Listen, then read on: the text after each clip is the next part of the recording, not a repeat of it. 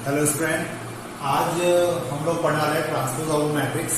अभी तक जो लेक्चर हुए थे उसमें हमने एडिशन देखा था, सब्सट्रैक्शन देखा था, मल्टीप्लिकेशन देखा था। अब आज हमें मैट्रिक्स के ऊपर ट्रांसपोज ऑपरेशन की बात करना है। तो ट्रांसपोज को अगर मैं डिफाइन करना चाहूँ या इसकी मैं डेफिनेशन आपको बताऊं तो इसके अकॉर्डिंग हम लोग जब किसी मैट्रिक्स की सारी रो को कॉलम में कन्वर्ट कर देते हैं या किसी कॉलम को हम लोग रो में कन्वर्ट कर देते हैं तो उसे कहा जाता है ट्रांसपोज ऑफ अ मैट्रिक्स। हम लोग जब इस ट्रांसपोज ऑफ मैट्रिक्स की बात करेंगे तो मान लीजिए मेरे पास यहाँ पे एक मैट्रिक्स है 8 2 4 5 6। ये जो मैट्रिक्स है इसका ऑर्डर है 2 क्रॉस 2। तो जब हम लोग 2 क्रॉस 2 मैट्रिक्स की बात करेंगे तो इस मैट्रिक्स में अगर मुझे ट्रांसपोज निकालना है तो ट्रांसपोज निकालने के लिए हमें यहाँ पे क्या करना होता है, ए की पावर में टी लिखना होता है। किसी बुक में आपको ए की पावर में टी मिलेगा ट्रांसपोज के लिए, या कहीं कहीं पे आपको डैश मिलेगा, ए डैश। तो अगर मैं ए का ट्रांसपोज निकालना चाह रहा हूं तो मुझे क्या करना होगा, यहां पर जो रो है उन रो को मुझे कॉलम में बदलना होगा। तो फर्स्ट रो है मेरी 2 4, तो ये 2 4 क्या बन जाएगा, कॉलम। और वैसे ही जो 5 6 है वो बन जाएगा सेकंड कॉलम। तो इस प्रकार से हम लोग ऑर्डर बदले बिना क्या कर देते हैं, यहाँ पे रो को कॉलम में बदल देते हैं। और जब इस टाइप का मैट्रिक्स हमें मिलता है तो ये क्या कहलाता है, ट्रांसपोज ऑफ मैट्रिक्स। अब कंसिडर कीजिए कि मेरे पास एक दूसरा मैट्रिक्स है 8, यहां पर है 2 4 5 3 5 6। ये एक मैट्रिक्स है। अब मुझे इसका भी ट्रांसपोज निकालना है तो उस कंडीशन में हम लोग क्या लिख सकते हैं इसको, ए ट्रांसपोज इक्वल टू, अब देखिए यहां पे क्या होगा, फर्स्ट रो है 2 4 5, तो जो 2 4 5 है इसको हम फर्स्ट कॉलम बना देंगे 2 4 5, और जो सेकंड रो है उसको सेकंड कॉलम बना देंगे, तो ये हो जाएगा 3 5 6। तो इस प्रकार से हम लोग यहां पर ट्रांसपोज से बहुत इजी होता है। तो ट्रांसपोज निकालने का तरीका क्या हो गया, जो रो है उसको क्या बना दो, कॉलम। या मैं इसको ऐसा भी बोल सकता हूं कि अगर कॉलम है तो उनको रो बना दो। तो ये हमारे लिए क्या कहलाता है, ट्रांसपोज ऑफ अ मैट्रिक्स। अब इसके कुछ रूल्स होते हैं तो अपन उन रूल्स के बारे में बात करते हैं। फर्स्ट रूल होता है कि a प्लस बी का अगर आपको होल ट्रांसपोज दिखे, मतलब यहां पर a और b दो मैट्रिक्स है जिसका सम करने के बाद अगर आप ट्रांसपोज निकालेंगे तो ये जो ट्रांसपोज होगा वो ए डैश प्लस बी डैश इसके इक्विवेलेंट आएगा। क्लियर है, ये आप इसको रूल मान सकते हैं, या अभी आगे जो हम लोग क्वेश्चंस करेंगे उनमें हमें इनको वेरीफाई भी करना होगा। तो हम दो मैट्रिक्स लेंगे, इसके लिए हम एलएचएस प्रूव करेंगे, आरएचएस प्रूव करेंगे, और हम लोग देखेंगे कि दोनों आपस में इक्वल है, तो इसको हम लोग रूल मान सकते हैं। फिर सेकंड रूल होता है कि a माइनस बी का अगर होल डैश है तो इस होल डैश को हम लोग a dash minus b dash करके लिख सकते हैं। थर्ड रूल होता है कि a b का होल डैश है, मतलब यहां पे a और b के बीच में क्या है, मल्टीप्लीकेशन है। तो इसको थोड़ा सा ध्यान रखिएगा क्योंकि इसके ऊपर कुछ आगे और क्वेश्चन आपको ज्यादा मिलेंगे, और यहाँ पे रूल में थोड़ा सा आपको ट्विस्ट होता है तो याद रखना भी जरूरी है। जब ये डैश इन दोनों को सेपरेट दिया जाता है तो b आगे आ जाता है और a पीछे हो जाता है, ठीक है। और फोर्थ रूल जो होता है, अगर a का ट्रांसपोज निकाला जाए और फिर उसका फिर से ट्रांसपोज निकाला जाए, मतलब a के ट्रांसपोज का ट्रांसपोज, तो हमें जो मैट्रिक्स मिलेगा वो a ही होगा, ठीक है। तो ये 4 बेसिक रूल है जो हमें एक्चुअली याद होना चाहिए। इनके ऊपर क्वेश्चंस होते हैं जो हमें पढ़ना है। अब वो जो क्वेश्चन हम लोग करेंगे वो इन्हीं के ऊपर है, इन्हीं को वेरीफाई करने के लिए दिए गए हैं। तो कुछ अपन इसके ऊपर क्वेश्चन देखते हैं तो आपको थोड़ा सा और जल्दी क्लियर होगा कि मैं किस प्रकार से आपको इसको बताना चाह रहा हूं। देखिए, अब जैसे हमारे पास ये क्वेश्चन है और हमें प्रूव करने के लिए बोला गया है कि a माइनस बी का whole dash equal to a dash minus b dash होता है। अब अगर मुझे इसको प्रूव करना है, ये अभी हमने सेकंड रूल पढ़ा, अभी मैंने जो रूल लिखे थे उसमें ये सेकंड रूल था और अब हमें इसी रूल को क्या करना है, वेरीफाई करना है। तो अपन पहले इसमें एलएचएस लेके चलते हैं। अगर मैंने एलएचएस लिया मतलब मुझे a माइनस बी निकालना होगा, तो अपन a माइनस बी निकालते हैं। a माइनस बी आपको पता है, दो मैट्रिक्स को जब भी हम लोग माइनस में निकालते हैं तो हमें क्या करना होता है, उनके ऑर्डर को देखना होता है कि उनके ऑर्डर सेम है या नहीं। अगर इसके दोनों के ऑर्डर सेम नहीं होंगे तो a माइनस बी नहीं निकाला जा सकता। ठीक है, फिलहाल तो ऑर्डर सेम है तो हम लोग माइनस कर सकते हैं। तो मैंने इसको माइनस किया, 1 minus 1 0, 2 minus 2 0, 4 minus 6 minus 2, 1 minus 4 minus 3, 5 minus 7 minus 2 and 6 minus 3, ये हो जाएगा आपका 3। अब मुझे इसका क्या निकालना है, होल डैश। तो a माइनस बी का होल डैश इक्वल टू कितना हो जाएगा। तो इसका डैश निकालने का मीनिंग अभी मैंने आपको बताया था, ट्रांसपोज निकालने का मीनिंग मैंने भी आपको बताया था कि इसको आप लोग जो रो है उनको क्या बना दो, कॉलम बना दो। तो हम लोग बना देते हैं 0 0 माइनस 2 माइनस 3 माइनस 2 और 3। तो इस प्रकार से मुझे एक मैट्रिक्स मिल जाएगा जो मेरा a माइनस बी का होल डैश होगा। अब हम लोग बात करेंगे आरएचएस की।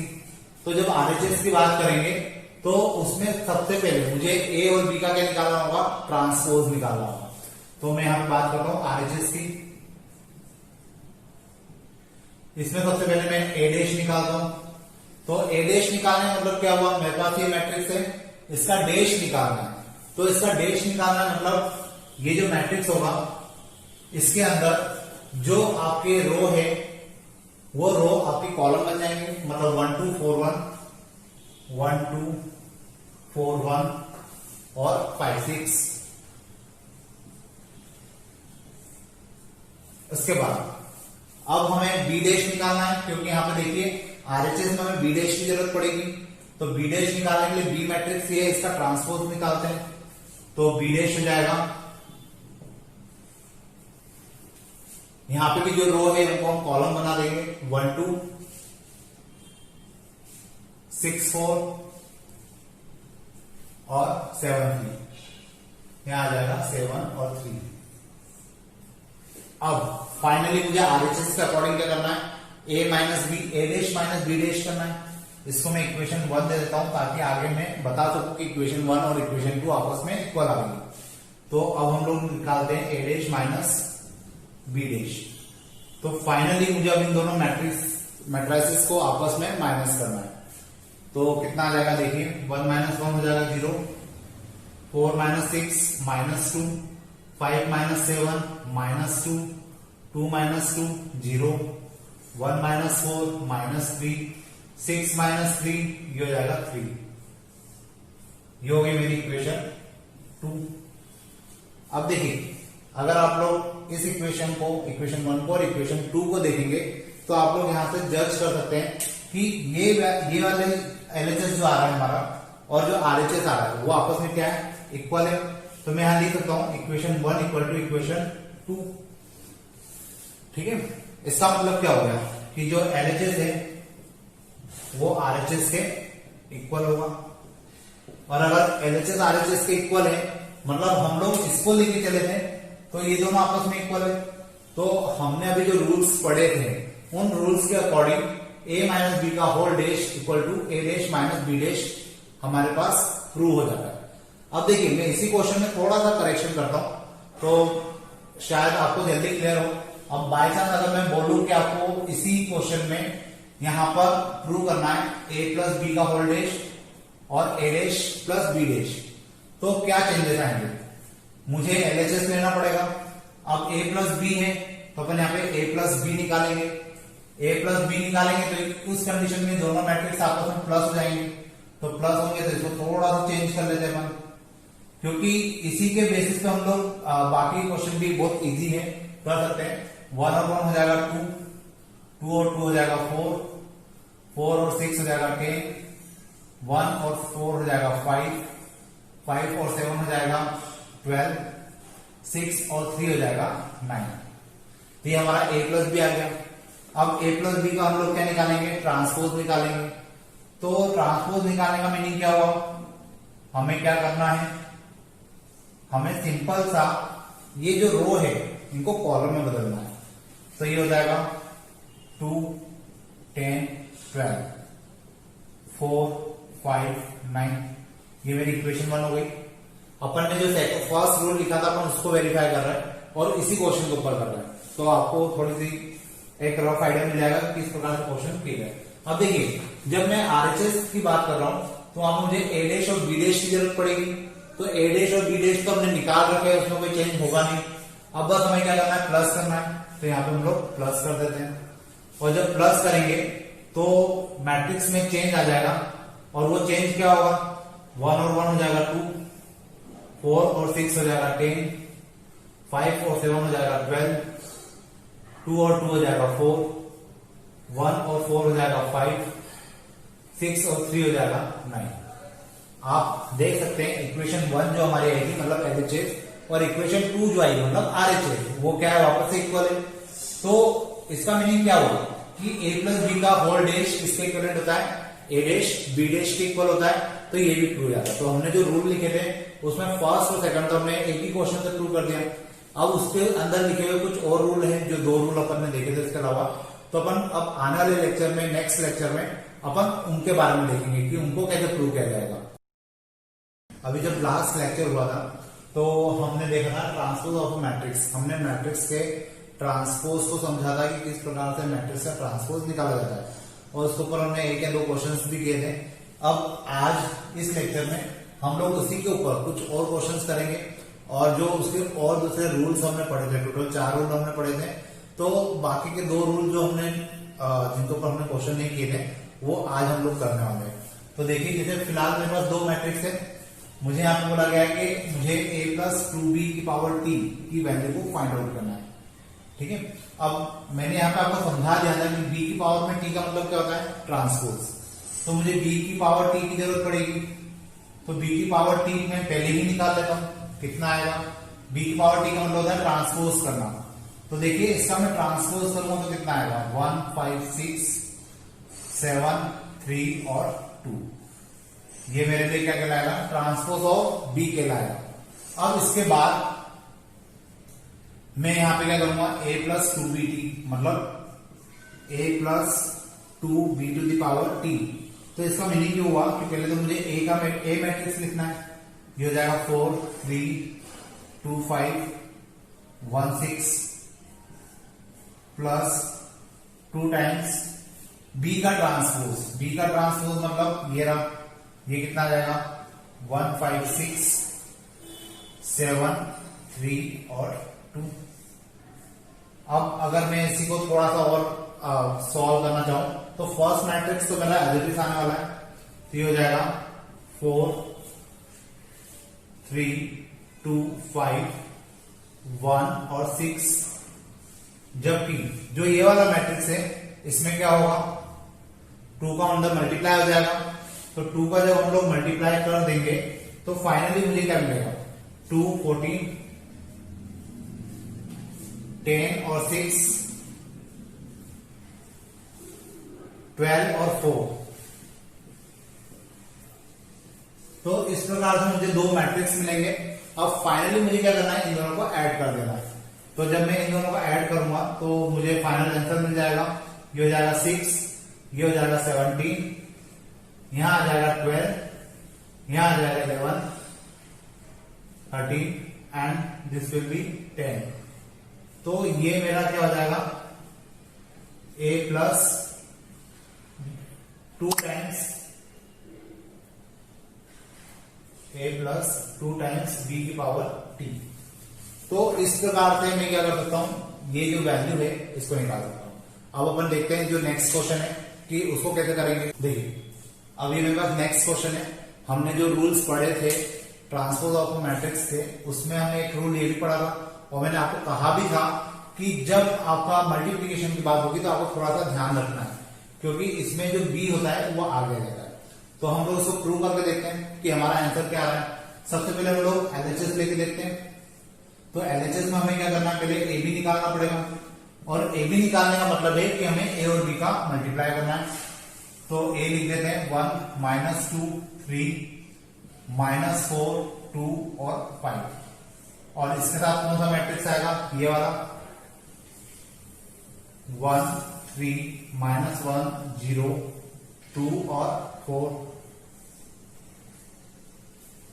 अब मुझे इन दोनों का मल्टीप्लीकेशन निकालना है, तो ये हो जाएगा ए बी इक्वल टू, मैं डायरेक्ट मल्टीप्लाई ही लिखने वाला हूं, तो 1 का 1 हो गया 1, ये हो जाएगा 2 और ये हो जाएगा 6, तो 1 2 और 6 कितना हो जाएगा 9, ठीक है।